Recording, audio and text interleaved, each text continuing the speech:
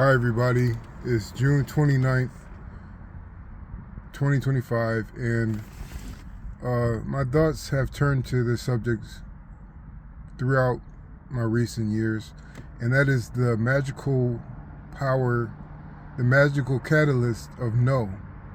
And what I mean by that is, like, when you come into a no, either indirectly or directly from your experience or from God or from people or whatever, that no is like a switch gear on a train track.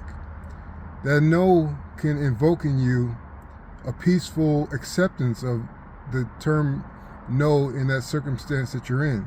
You may accept it and become deeper and more patient by accepting that no. And then your life will flow down a stream where you arrive at your next juncture where you may get a resounding yes or another no. And then you go in peace again with that other no and go down the stream and find a beautiful area in your life that you never thought you would get to before. And then sometimes that catalyst of no will wake up the warrior in you.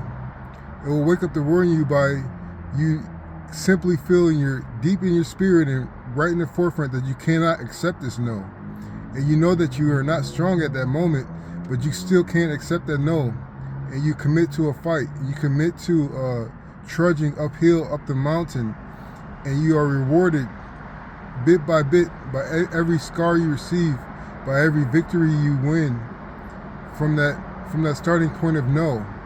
And then you can see almost a glimpse of the Father in your life by noticing the times when he was by your side. You may not know it consciously, but you feel his presence in the occurrence of providence in some situations, or you may have felt him in the way he guided your eyes to the right exact area of what you needed to see to gain that victory or to gain that foothold on the next rung or the next ledge of the climb up the proverbial mountain. So this catalyst, this magical catalyst of no, is more present in our life than we may notice, because we may not even notice there is a time or a proposal of the term no.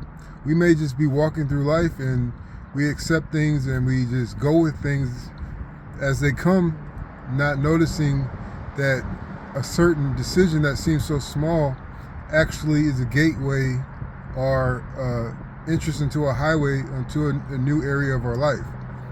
So what I've learned to use to my advantage when I get a no or when I feel a no in front of me is to determine, to the best of my abilities, to the best of my faith, accessing my clarity, I try to determine what this no means to me.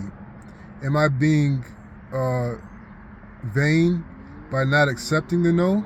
Or am I being vain by accepting the no's, thinking I'm so spiritual and so attuned to the Father that I accept all the no's just because I want to seem more spiritual?